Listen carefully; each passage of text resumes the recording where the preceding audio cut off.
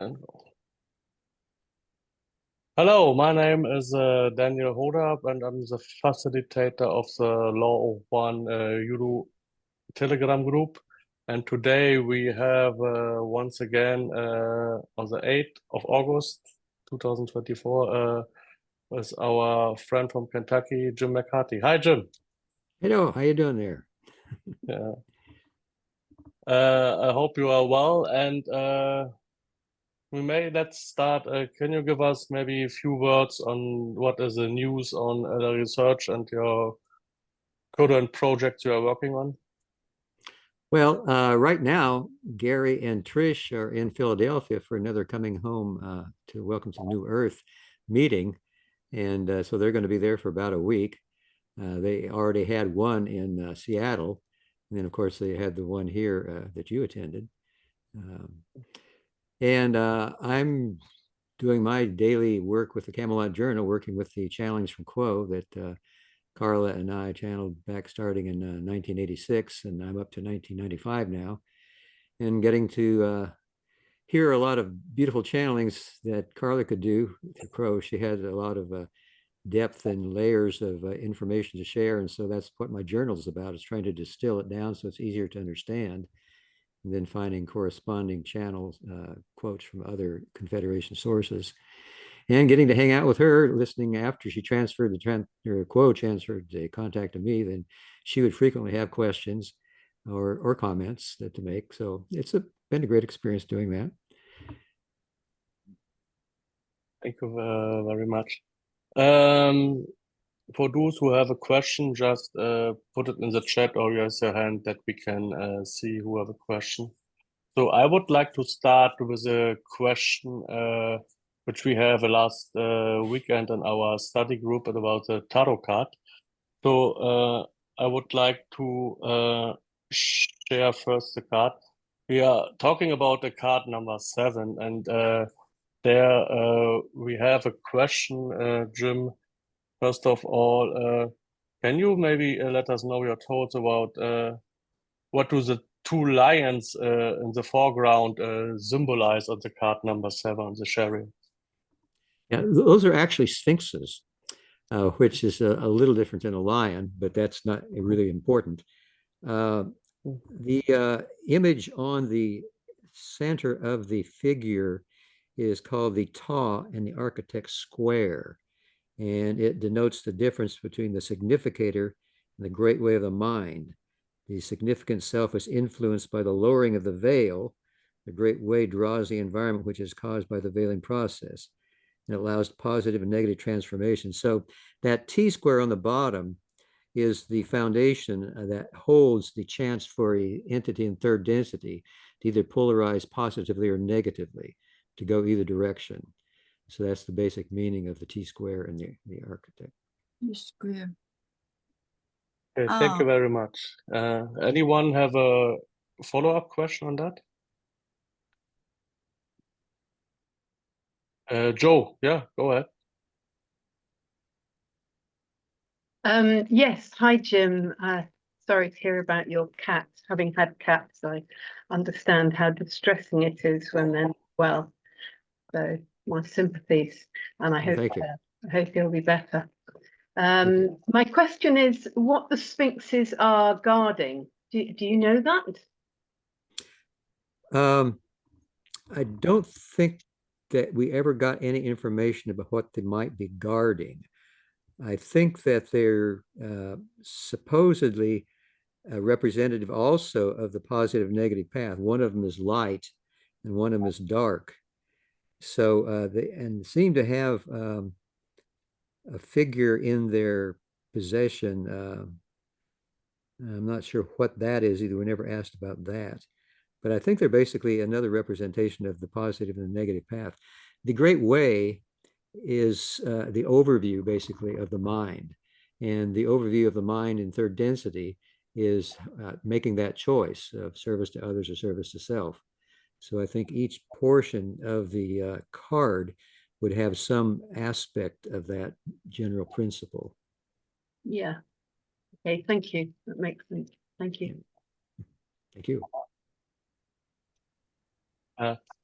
Thank you, Jim, for your answer. The second question, which we had on that, was there is a symbol on the chest of the entirety showed of the card. Is there any special meaning for that one? Yeah. Now that's the Ta and the Architect square. The Ta is on the bottom, the T. Whoops, you disappeared. There you are. On my computer, the Ta is the T on the bottom, and it holds those two images. The L, it looks like one is backwards and one is forward. So those each are a symbol of the positive path or the negative path that are supported by the Ta or the square. Oh, very interesting. Thank you very much. It will help us a lot for go further. Do you have generally any advice how to go for the studying of the tarot or the archetypes in general? Well, I would suggest just going to the Raw Contact and looking where Don was questioning about all of them, because that's all the information we received about it. I know that there are other people who have different opinions and have written books about it, but we got our images from the Church of Light in Los Angeles, California, and it's called The Sacred Tarot is the book that's there, and that gives you the general outline as well. So we were using that book to create questions for Ra about the 22 major arcana in general, but we only got specific information about the mind, the seven of the mind. So there's still a lot that could be filled in by individual interpretation and meditation for the body and the spirit. And of course, 22, the choice, is the basic purpose that we're all here for in the third density. Thank you very much. We currently have in our Sunday calls, each Sunday we are discussing about one particular card and they share our thoughts. That is very helpful for all the seekers and participants joining us. And we have a first question from Andy. Andy, go ahead. I was just wondering, was there a reason why, because Ra offered sort of three tools or pathways, and one was the tarot, the other one was astrology, and then the tree of life. How did you choose the tarot? I mean, was it something that was discussed, and did you have a reason for choosing the tarot as opposed to astrology or tree of life? Well, I think Don and Carla already had some experience with the tarot. The tree of life was also a possibility, but I think it's a good thing that we did not choose astrology, because as we were going through the contact with Ra concerning the meaning of the cards, a lot of times we would have to remove an image from the card because it was astrological in orientation. So they remove that stricture from the card. And so when we redrew the first 7 cards, we left off all of those. And then because we had changed the cards by making those suggestions that Ross said we should do, we were able to print those in our book. We weren't able to print any others, though, because we weren't able to change them. And so when we asked permission to do that, we were denied that by the Church of Light in Los Angeles.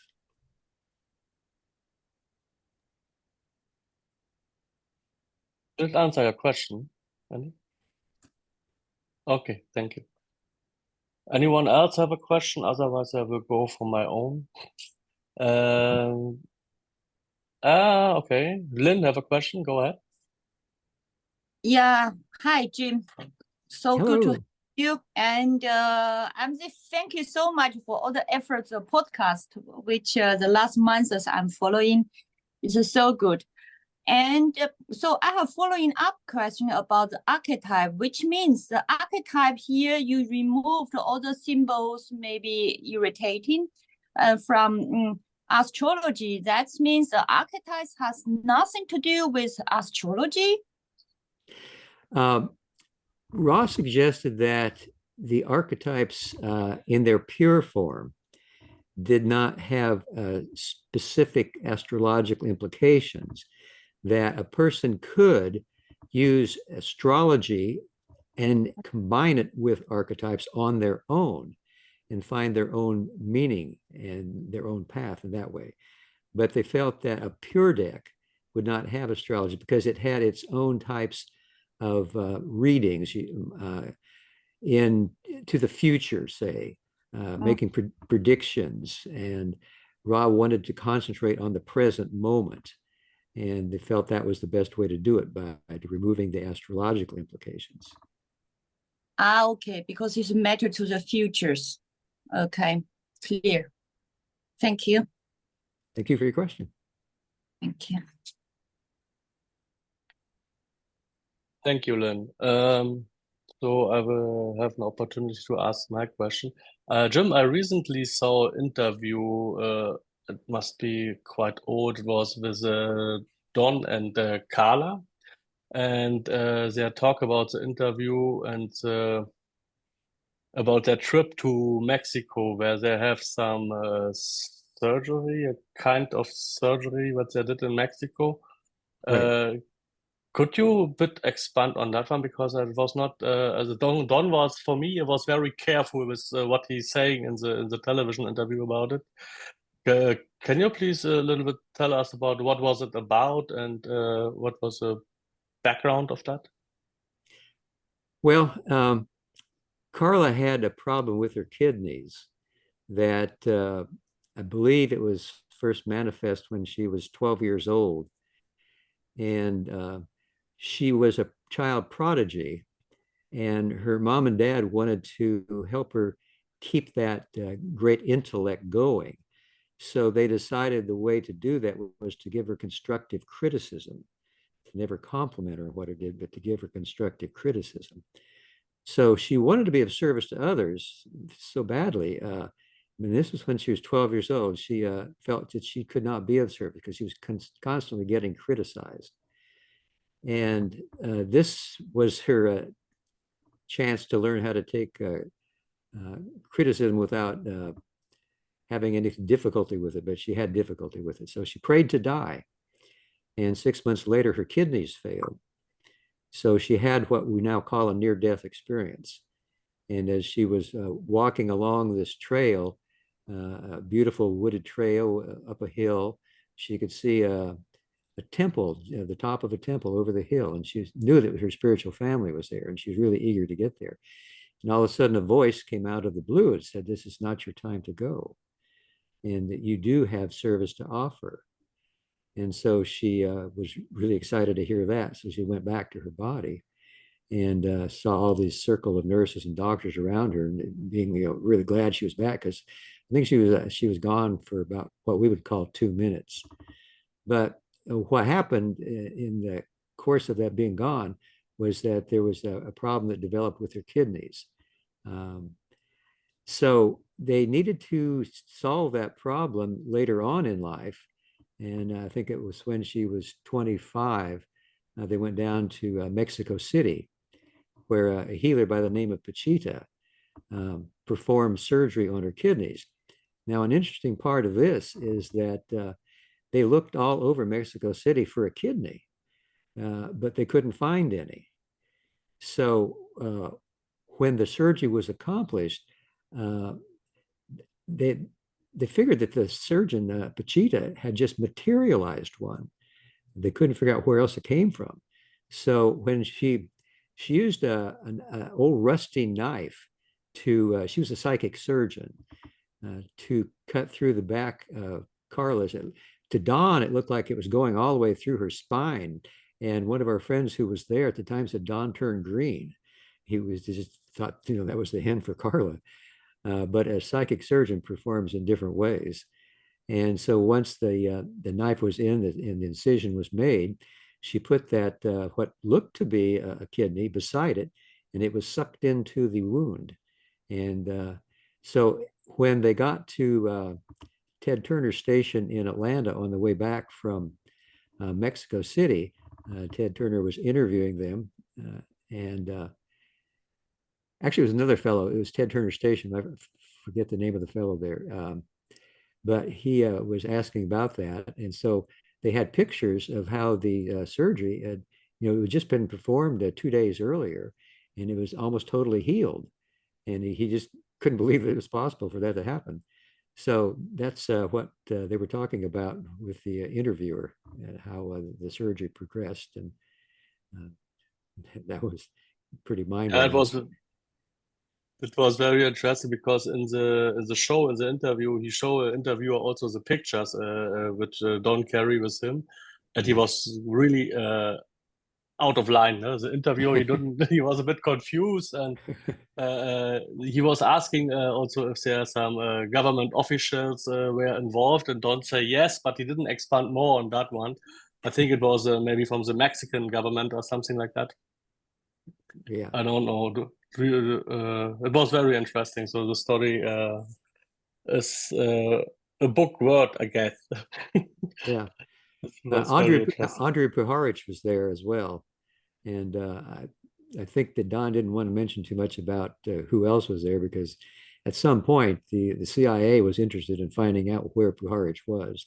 He'd been training some of their staff in remote viewing, and they were afraid that he had done that with other people as well. So he actually spent a good deal of time in Mexico, so he couldn't be apprehended in the United States. Okay, the government officials, did they contact LL afterwards in any way for that? No. No, no. Okay. Very mysterious. Yeah, Okay, yeah, let's true. let's go to the next question. Roger, I have a next question. Thank you, Jim, for the question. Roger, go ahead. You have to unmute. Yeah.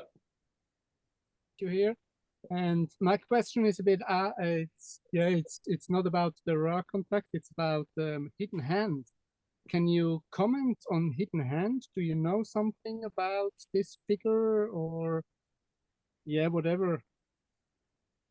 I've heard the term, but there's an echo.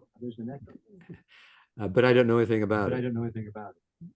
Can you please mute your microphone?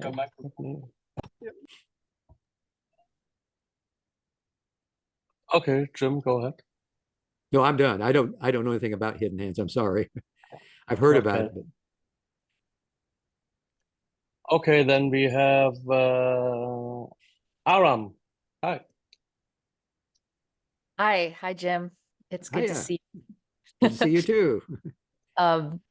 Yeah, thank you for being here. So I wrote my question down in the chat and I will just read it.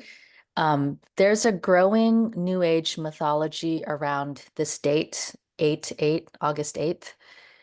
They're calling it the Lion's Gate and claiming that it has origins in ancient Egypt. The claim is that there's increased energy from the star Sirius. Does the Confederation have any information about this, or is this something that's being propagated on the internet? As far as I know, we don't have any information about that. The only type of information in general about that is that over a period of time, there's more and more of the fourth density energies that are engulfing our planet, so that the possibility of the planet itself graduating to the fourth density has been accomplished, and that those who are conscious spiritual seekers of truth can utilize that energy in their life patterns to accentuate it and also, make the graduation. So that's all I can say in general. That I don't know anything about the specific date of August 8th, which is today. Can I follow up that question? Sure. The reason why I ask is because it seems like there's a lot of information, spiritual information on the internet, and it's sometimes hard to discern what's truth and what's just kind of, people repeating things that they hear. And I guess my question is, how do we discern things better when we're hearing things, that sound plausible? Well, I would suggest, what I try to do is to think about what's being said and then see if I can make connections with my spiritual journey that as it now exists, and then go into meditation and see what my subconscious mind or what guides or my higher self might have in a way of a hint or a clue. I think meditation is a good way of contacting those as well as the creator. Carla said that frequently in meditation, the creator speaks to us in thoughts too deep for words. So it might not be that you get words, but it might get that you get an inclination, a hint, a way. So I would use first your intellectual analysis and then your meditational questioning. Okay, thank you. Thank you. Thank you, Aram, for your question. So we have Andy again. Go ahead, Andy. Yeah, if all is one, why do we need protection spells? And if you're service to others and you're naturally protected anyway, why do we need things like the banishing ritual and you know, amulets and things like that? Well, the oneness of the creation includes negative entities as well as positive entities. And as Ra said, the creator blinks neither at the light nor the darkness.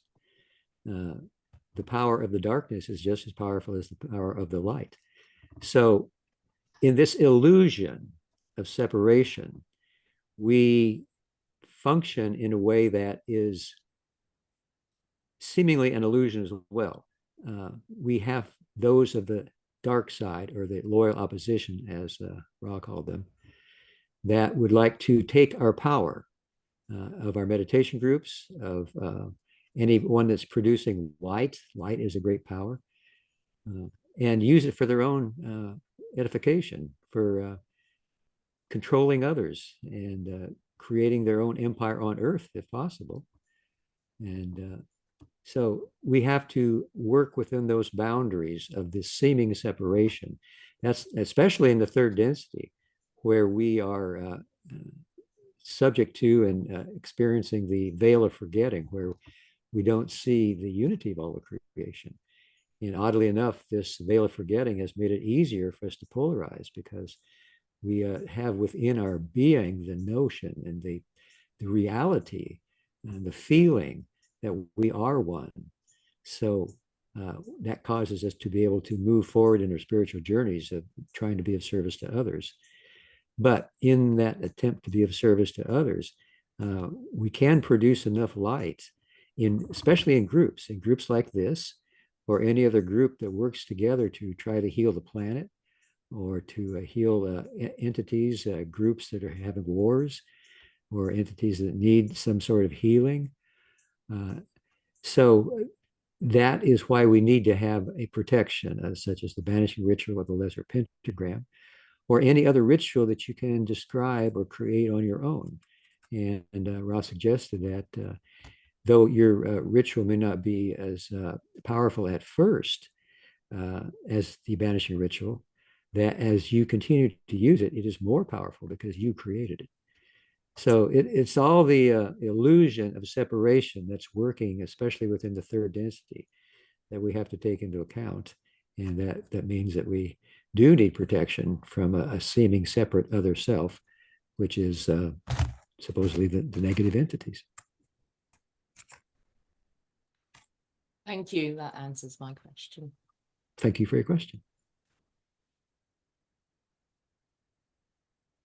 Thank you, Andy. I will ask a question and then I will go to Lynn. The ladies have a lot of questions today. I like that. Jim, my question is about channeling. Do you have ever had any channeling which you couldn't publish afterwards because information were so sensitive that it cannot go public? Our current channeling with Quo? No, my question is, do we have any channeling done by yourself or with a group of other research, which you couldn't publish because of so sensitive information, which was inside that you don't want to go public with it? No, we've never had that. Just recently, though, we discovered that there was a channeling that I participated in where the question was asked by a good friend of ours about a certain kind of crystal that turned out to be not a crystal. It was manufactured glass. And that was discovered by a friend of ours. And he sent us a link describing that type of a crystal and how it was not a crystal.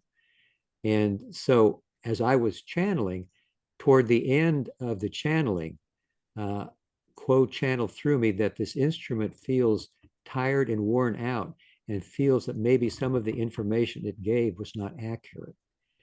So that has been a recent experience of something we went ahead and published, but that was probably not accurate in its orientation.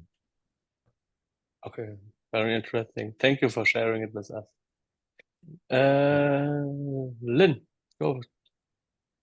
Yeah, my question is quite, how to say, sensitive, because one my close friend who is very spiritual, but at the same time, like he has quite often demonic possession, you know. So he could be angel, so love and everything, but also could on the other day like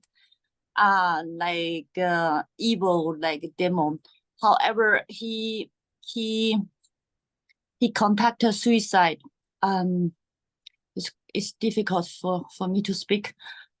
And 1 month ago, so I'm these days reread all the stuff about the Don's suicide, and also the article you wrote at the very end of the volume 2. My question to you, Jim, is that, do you think, I know Don at the end there's a swap with Carla, right? All the sorrow, pain is went to Don, and also the negative fifth density, right? Was also there. It's also kind of demonic possession. Do you think? Can I use that word?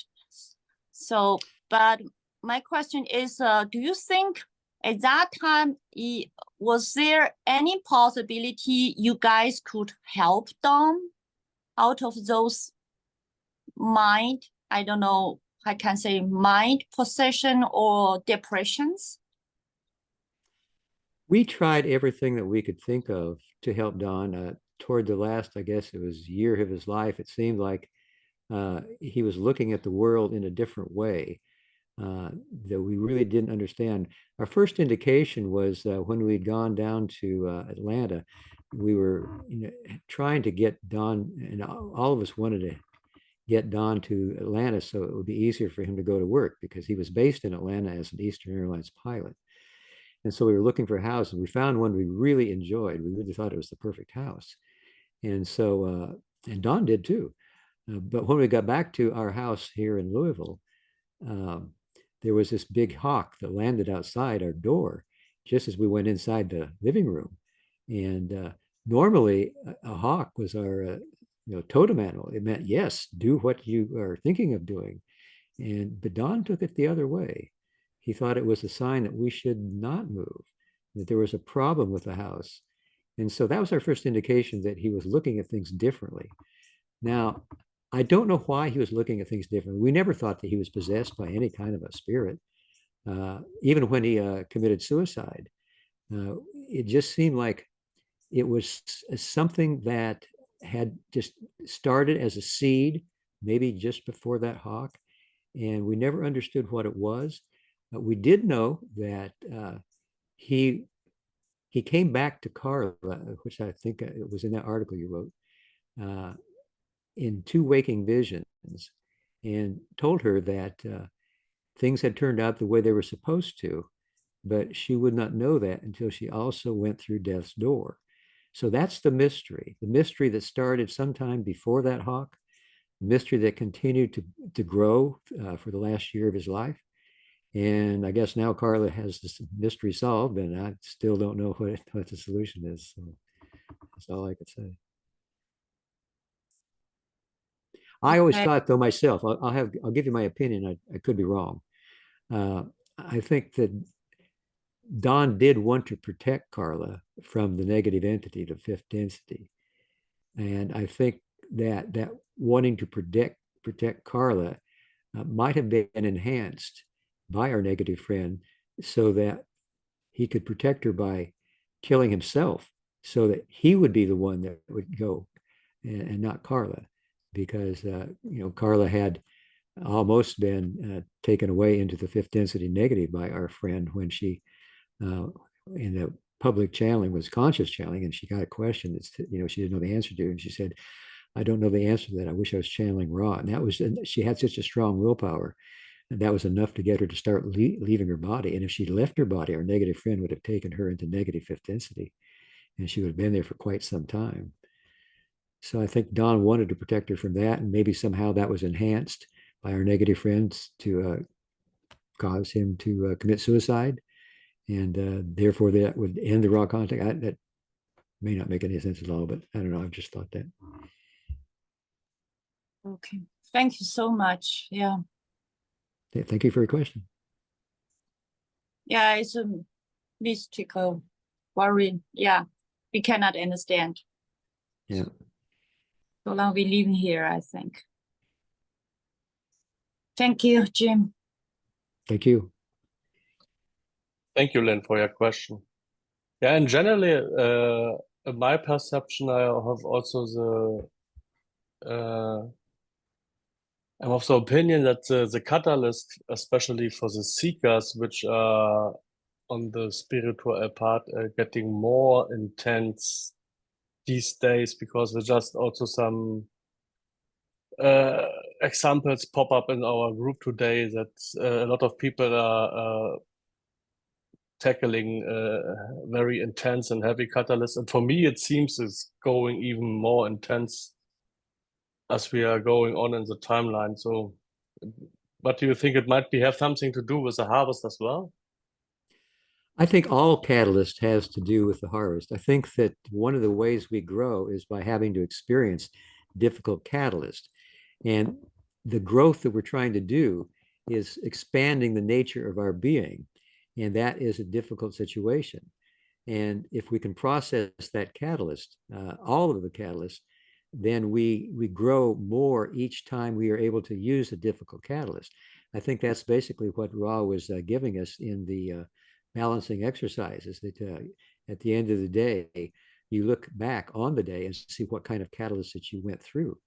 And then in the meditation, you relive that experience, and then you intensify that experience.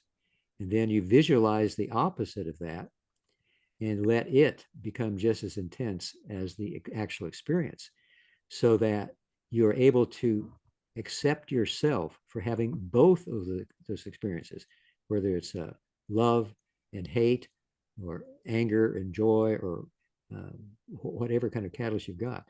Because then you are more of what the creator could be called as the 360-degree being. The creator is all things, including all catalysts.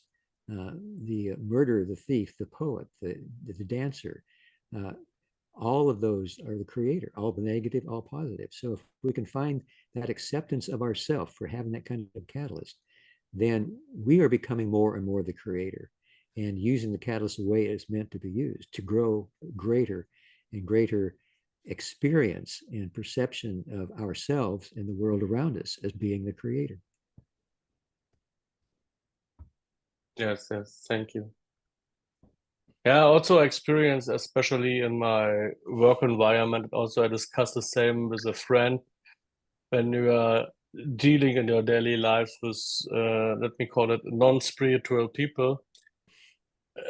I know that we should also see the creator in those people, but it's not always easy. That's true.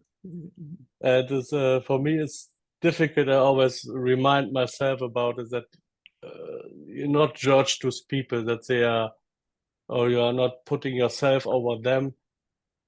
But there are some tendencies sometimes, and they say, okay, they're not spiritual people, they are on a different level, different frequency. but it always need to remind myself there's also the creator, and this a lot of people are having that experience at the moment, especially which are on the spiritual part and see the other people say, come on, you don't see it where we are going and you are still not waking up. That is Yeah, well, I think Ra called that the sinkhole of indifference. When you haven't, chosen the path, you're not a conscious seeker, and you're just living the workaday world life. I think we have to have special sympathy and comfort for those people, because that's a difficult life. It's the reason it's difficult is maybe not because they're experiencing difficulties themselves. It's just that they have not put themselves on a conscious path where they can use the difficulty as catalyst to grow. They're stuck in that sinkhole of indifference. So I think compassion is a way to look at them. Although that's not easy, but then life isn't easy in the third density. It takes a lot of work to use the catalyst. Okay, thank you very much. Let's go to the other question. Jay have a question. Jay, go ahead.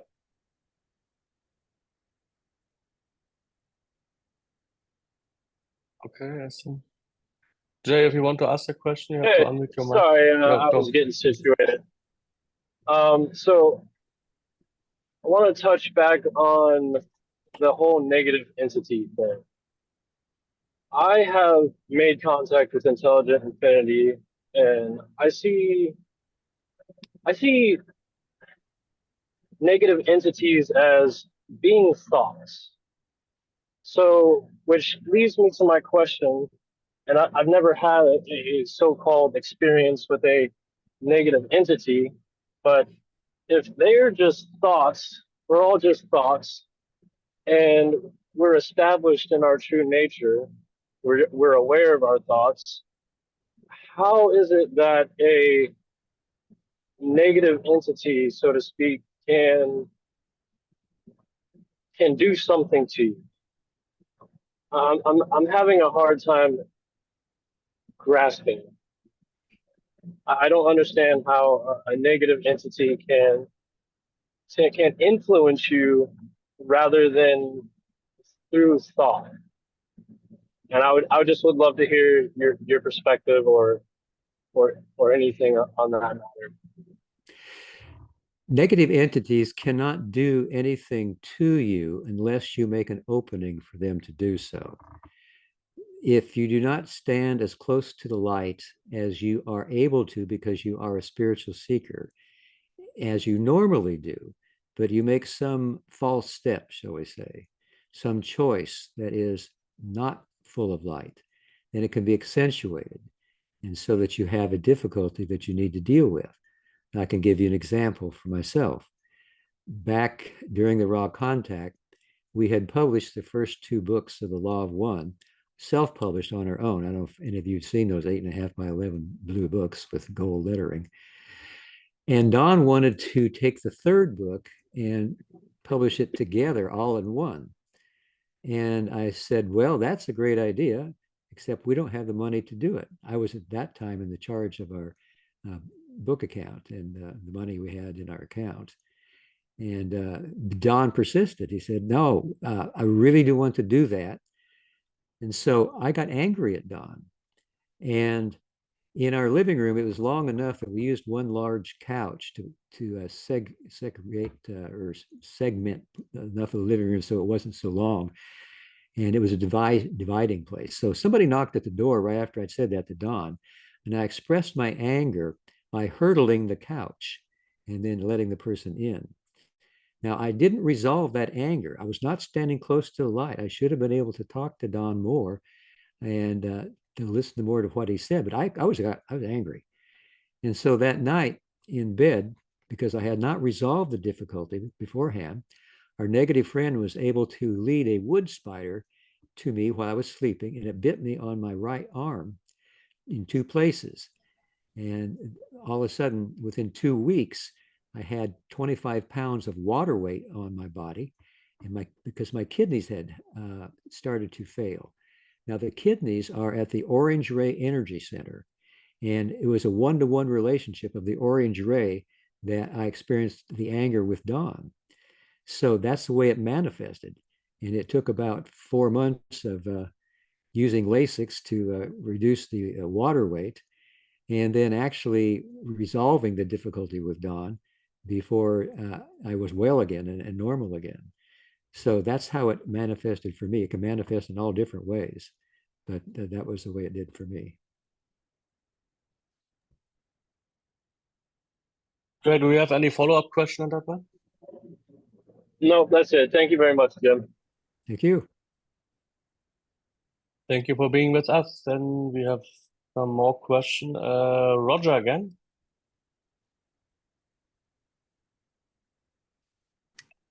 Yeah, it goes again to the dark side and the catalysts.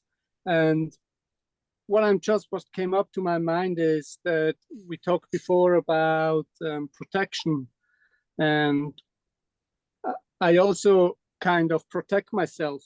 And sometimes I also think I shouldn't do that, because I keep away the possibilities of having a stroke, kind of, and having more of the catalysts to see how strong is the light. So I'm just wondering, do we get worn out, kind of, and more likely to fall into, like you described, getting aggressive and not level it out if we get too many strokes, you know? Or do we get even stronger the more strokes, I call them strokes or catalysts, we get? What do you think of that? I really don't know. That is something I've really never considered. I'm sorry, I'm sorry that I don't have a good answer for you on that.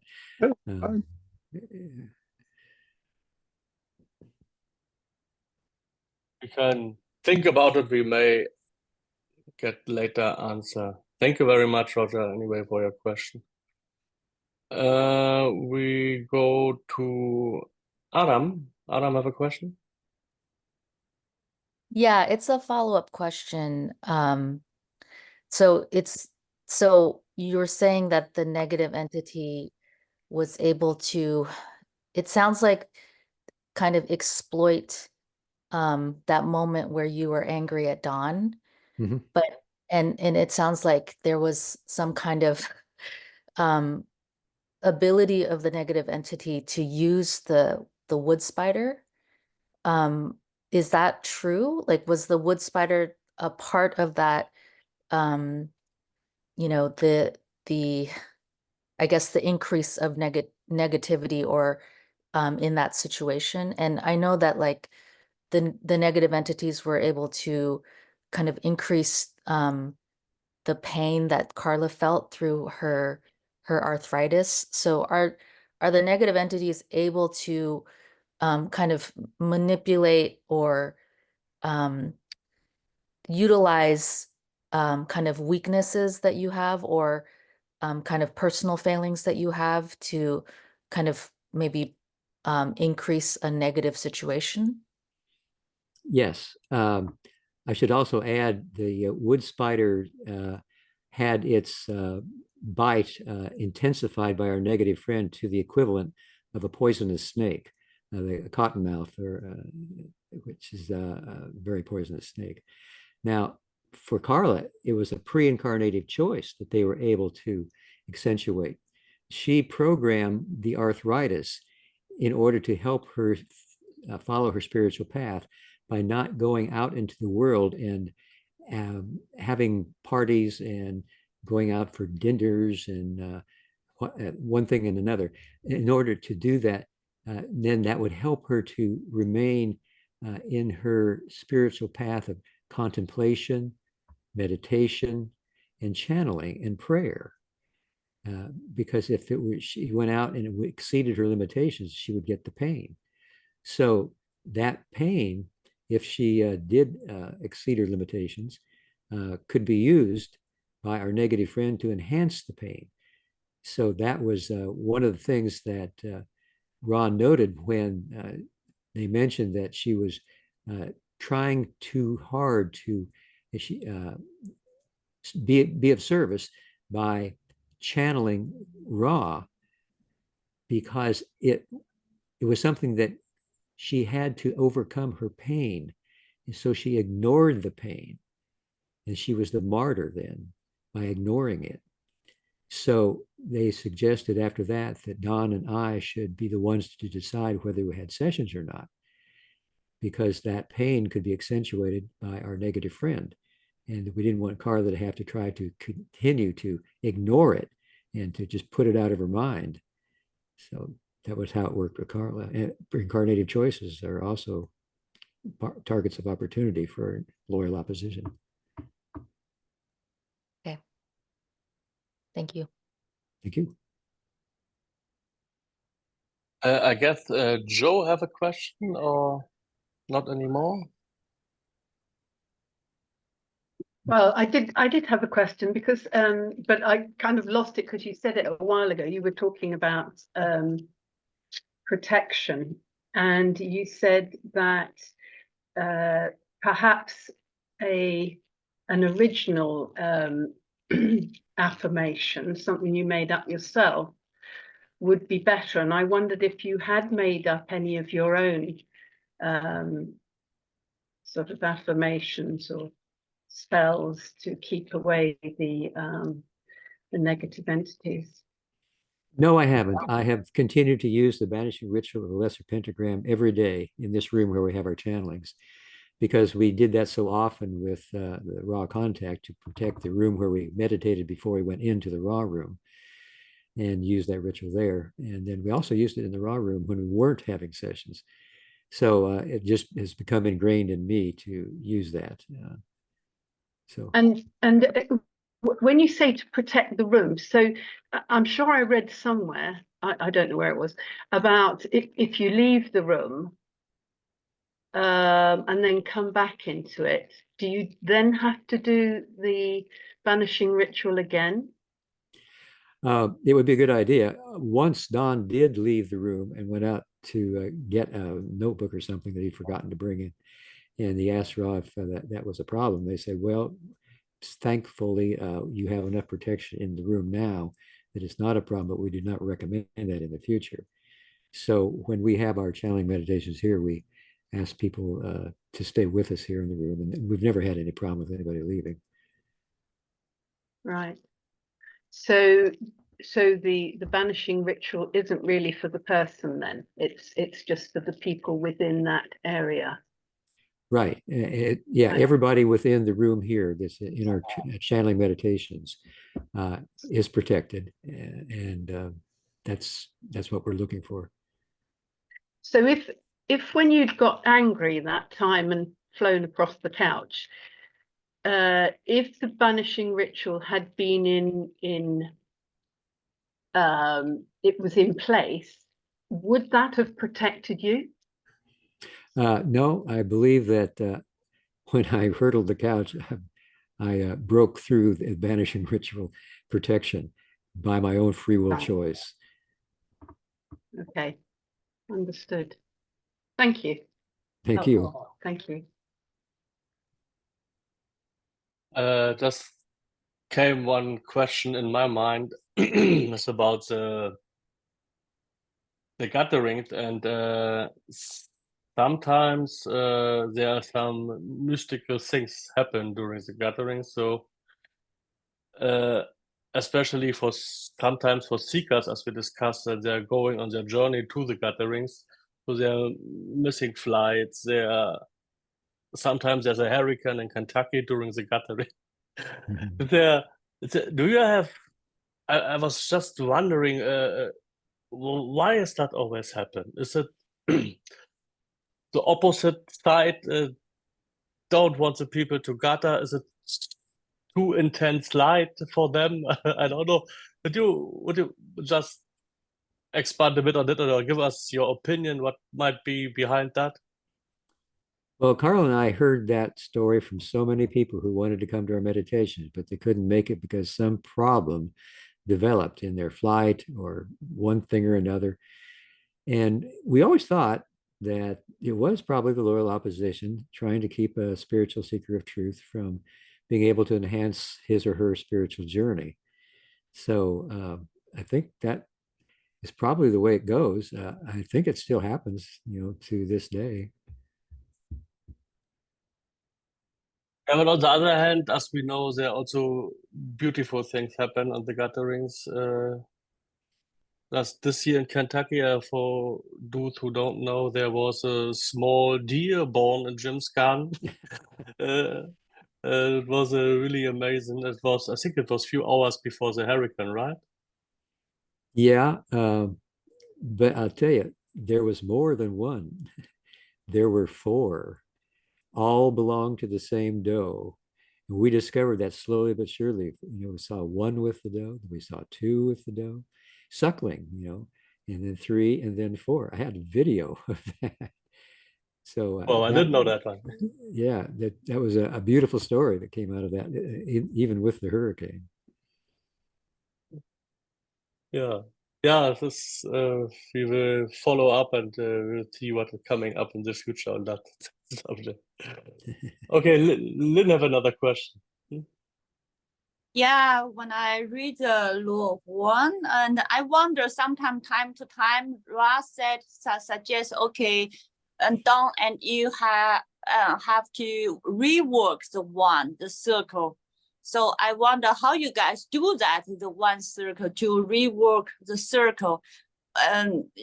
Should the circle must be round? I just think, okay, how you measure that you guys work really nicely around the circle, how you guys do that, or just symbolize, just walk around. Well, the walking of the circle of one was a ritual that Ra gave us to protect Carla and all of us in the room. And I think they gave it to us in the second session that we would walk around the circle and we'd each have a line, why are we here? Don would say, and I would say, we seek the law of one. And he would say, why do we seek Ra? Ra is a messenger of the law of one. And so when there was any kind of a problem that would develop, when there was one time when I noticed that one of the tape recorders was making a noise that I thought would interfere with the other recorders. I put a rug over it, and that slightly tugged on the line that goes to one of the tape recorders, and that tugged on Carla's shirt, that she was wearing, the robe at the time. And so that was one thing we had to rewalk the circle of one, because that was an intrusion into the contact, and it could have caused problems with Carla's lungs or even her ability to return to her body if we had not done that walking of a circle of one. And then there was another time where I'm not sure why we had to walk it once, but Ra said we should walk it again because I had tripped on the first rewalking, and they said, we enjoyed the humorous aspects of your rewalking of the circle, but you need to walk it again.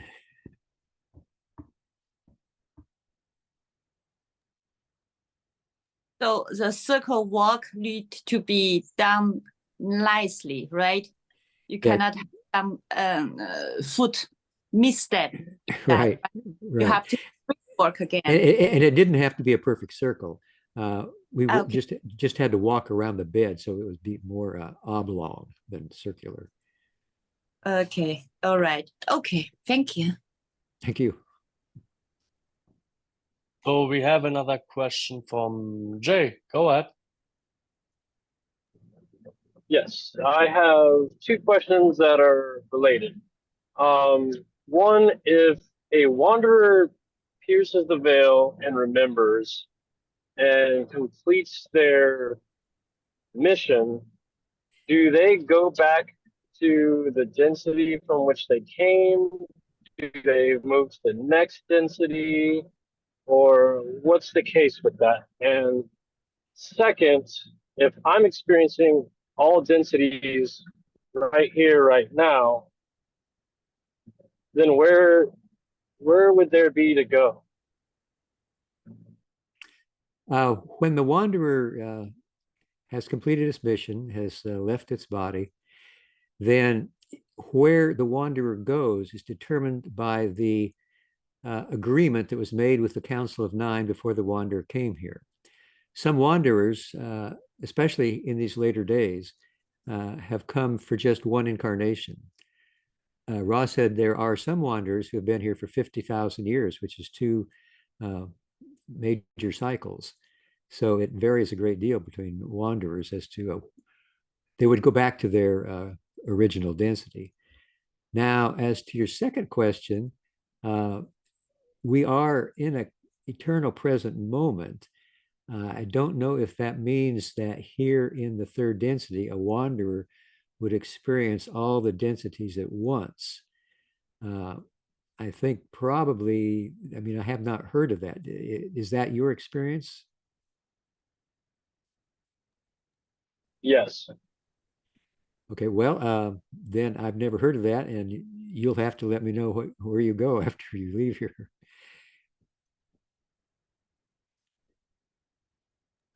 Duly noted. I look forward to hearing, by the way. Thank you. Thank you. Thank you very much. We have another question from the chat. Let me just read it. Why, if there is a Council of Nine, and why do they have control over free will and quarantines? If in reality that is the only thing that allows us to experience the complete naturalness. The Council of Nine is a council that is devoted to protecting the free will of the planet's population. There had been some incursions just at the beginning that provided a problem. And the problem was that a positively oriented social memory complex called Yahweh had transferred entities from Mars, third density entities that had had warfare and had destroyed the planet's atmosphere, so third density life is no longer possible. So when they transferred them here, they went through a cloning process to begin with in order to make them stronger and more intelligent. And then when they got them here, they also, as you might notice in the Christian Bible in Genesis, they walked among the people of the earth and mated in the sexual reproductive way to do the same thing, to make these entities stronger and more intelligent, and hopefully more able to understand the way or the law of love, which is what we're all learning here on the planet. Now, other members of the Confederation felt that those of Yahweh, though well-intended, had made a mistake, and that that mistake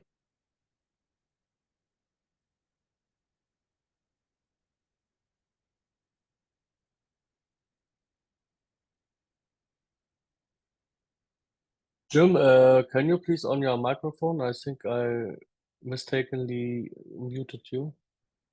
mute there. Okay. No, yeah, we're back. So they felt that it was necessary to allow both the positive and negative entities to be able to come to planet Earth, but they would have to go through a quarantine if they did so. This quarantine would keep out most of the negative entities, except those that could find a window through which to go. And therefore, the negative entities would only be able to answer the call of other negative entities on Earth and not be able to do as much damage to the third density entities. So that was a kind of protection that the quarantine was supposed to give. And the ultimate reason for the quarantine was to allow the free will of the population of Earth to choose what they wish to learn, who they wish to hear from, positive or negative, in general. And in some cases, I think the quarantine did not work as the way it was supposed to, but that was because the windows of opportunity could be enhanced by the fifth density rather than the fourth density, and could make those windows available to fourth density where the fourth density could not create them themselves. So I think that the quarantine has been somewhat helpful, but not totally. Thank you very much. We have one follow-up question for that topic, and who can contact the Council of Nine? Is it possible that we are contact them? And the second one is, which are the urgents or where they are coming from, the Council of Nine? Well, I have a friend who feels that she has been able to contact the Council of Nine in her dreams. And I think that that is probably possible.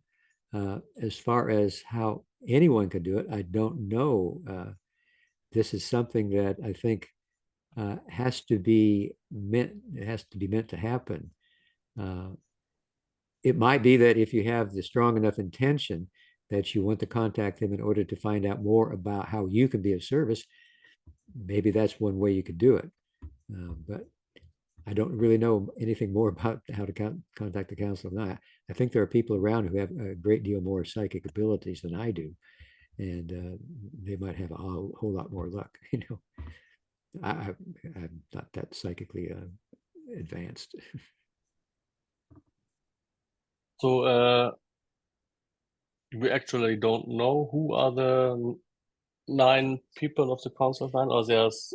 Well, the Council of Nine is supposedly 9 principles that are representative of more of the nature of the Creator. And there, to back up the Council of Nine, there are 16 guardians. And Yahweh was one of those guardians.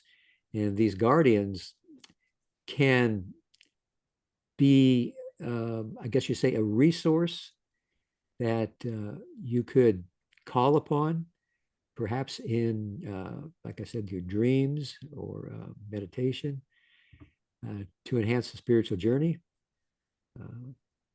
But like I said, I've never done that. Yeah, I think you can talk the whole hour about the Council of Nine alone. But I think we will maybe come back later to that topic. We have a few other questions. I will go next one to Cedric Tao. Excuse me, I hope I spell it right. You have to unmute your microphone. You can ask a question. Hello, can you hear me? Yes. Okay, I was wondering, does Ra ever say anything about following your passion? And is your passion basically like a blueprint or something from your higher self? Or how can passion maybe be defined? I think that in general, that was a message of Ra, that we should follow our passion, because our passion is probably an outgrowth of our pre-incarnative choices. You know, each of us makes choices before the incarnation as to how we want to move forward in our spiritual journey. And we make those choices that are a reflection of how well we did in our previous incarnation. If we miss some signposts or something that we wish to do there as a method of service or choosing our service of others, then we try to make that one of our pre-incarnative choices for the next incarnation. So I think our passion can come from that realization of those choices. I think that is one of the ways of penetrating the veil of forgetting, is to discover your passion and to discover what it is you came here to do, and to therefore having more of an ability to do it because you know what it is and you know how to set your intention to do it. So I think that's basically the way that the passion works. As far as I know, I think that Ra's suggestion was not specifically to follow one's passion, but to look within your being in meditation, and to see more of what your choices were before the incarnation. Do you have any follow-up question on that? Yes, I have another question to that. Go ahead. Thank you. And I was wondering, is achieving basically so following your passion and achieving your goal, what you wanted to learn with your passion, and also polarizing. So is that also, are both of those combined important for graduation, or is the polarization just important for graduation? Because if we don't follow the passion in this life, so why would you graduate, you know? So I think our passion, our pre-incarnated choices are just two ways of saying the same thing. And I think that they are also the way that we can graduate. Because our passion is always focused around, if we are conscious spiritual seekers of truth, how to be of service to others. And that passion is what will get us into the fourth density.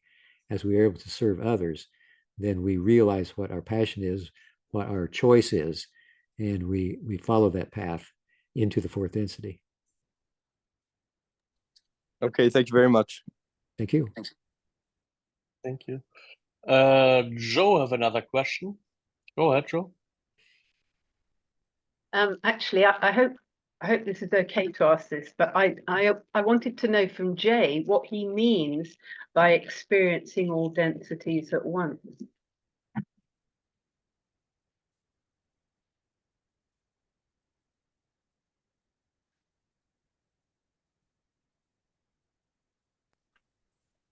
So the way sorry, I'm at work. The way I see densities is like the way we experience, and like for seventh density to be completely resting in your being, to be fully established, to me would be like seventh density. It's kind of hard for me to explain. I had a talk with Gabe about this one time, and we went back and forth on it, and I feel like he would do better at explaining it. I can't really find the words for it to express it right now, but I see it as a way of experiencing.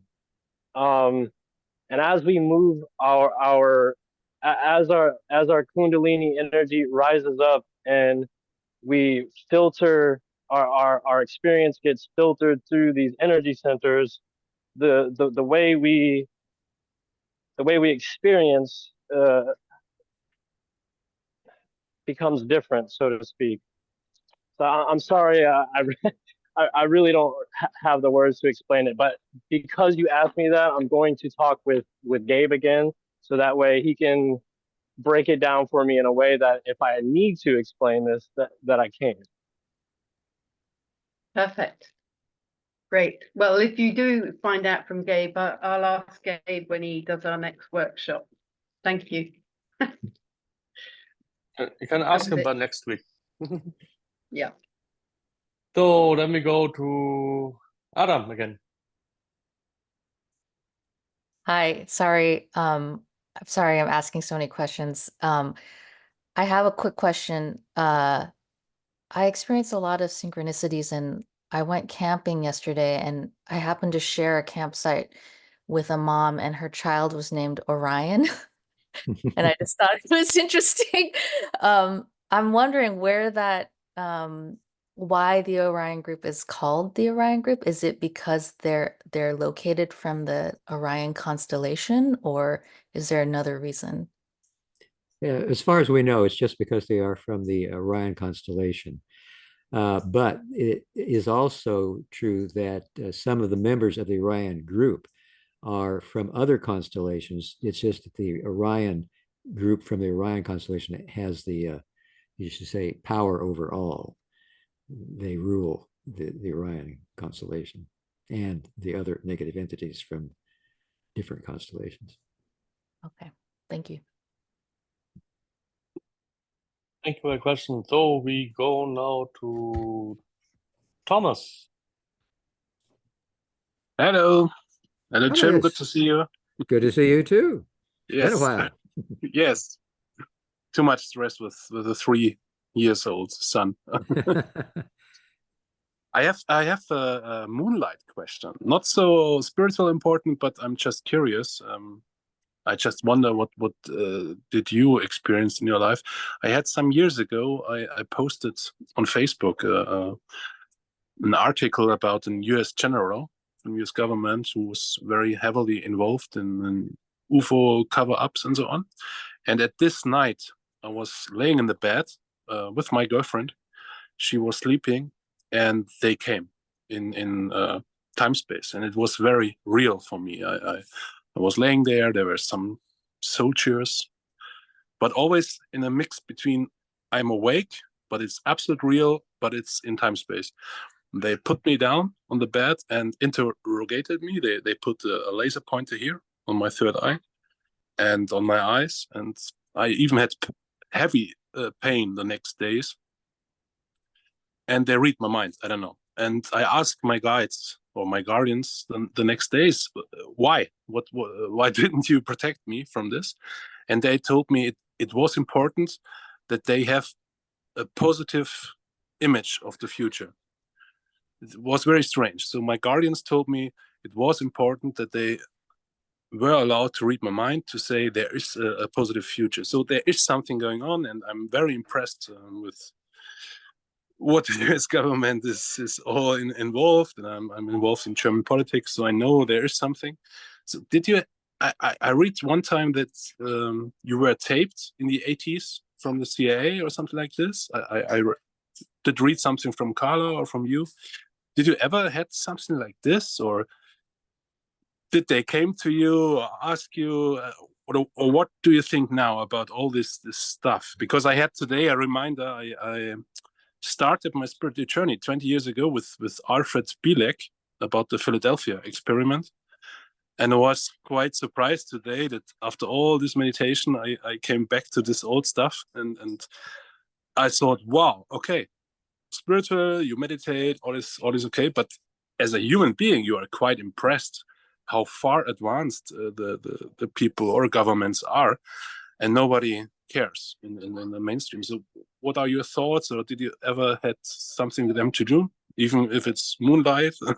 I don't know. No, I've never had an experience like that at all. That sounds pretty amazing. Now, am I correctly understanding that your guides told you that this experience that you had was a positive experience, and it was a good thing that they could read your mind? They told me that it was important that they perhaps because all the Germans are Nazis, I don't know. So it might be they were curious why a German guy posts something like this. I don't know. It was, the message was, it was important that they have at this time I meditated a lot about Buddhism and everything, and I was convinced, no, there will be no war. It will be all good. We will have a good future. And so they told me it was important that they read my mind, because they are so negative. They are frightened about the future, about what is happening. So my thought about is, many in this government agencies are quite good people and serious, but they are frightened about the future. And if you are spiritual, you're not frightened. You are very positive. And so this was the message. No, it was good that they see your mind, because it will be good. And they didn't know. So this was my understanding. Mm-hmm. Well, it sounds like that was a good experience. I think that there's been a lot of information in the news about the various whistleblowers in the United States that work for Department of Defense or CIA, and they are aware that there is a lot of information that's been held back from the public for last 70 years, and that it's only now starting to come out, and that there are, what they have not covered though is there apparently there's a lot of fear about the UFOs being a problem in one way or another. And I think that, of course, there are positive and negative entities that are probably in various UFOs. And that's something that's probably not known in any public way. I think spiritual groups like LL Research, Don was a researcher of UFOs for 25 years before he even was part of the Raw Contact. So I think that this is a process that is beginning to develop, that there is more of a general acceptance that UFOs do exist, and that as we get further into the news and further into people's experiences, maybe like yours, that there will be a greater understanding, to use a word that Ron never used, of what's going on in our spiritual journeys and on our planet, and what we can do to be part of the positive part of it. So I think that it's a good thing that this is coming out now. And I hope that there will be more congressional hearings like there were last summer, a year ago this summer, that will expose more so that everybody can get more knowledge about this and not be afraid of what's going to happen or what might not happen. So I think a seed has been planted, and hopefully it will grow into a beautiful flower for everybody's focus on love and light. Thank you. Thank you.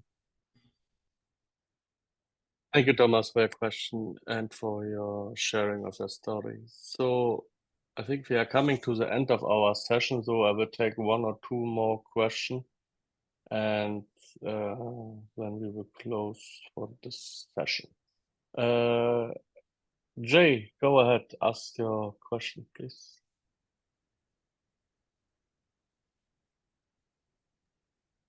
I have a question about guides.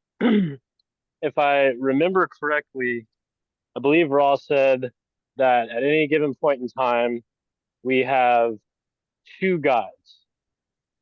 Now, I myself have, to my knowledge, have never had a contact or any experience with a so-called guide, but it is something that I'm interested in, and I was wondering, how does one go about efficiently making or having a communication with their current guides?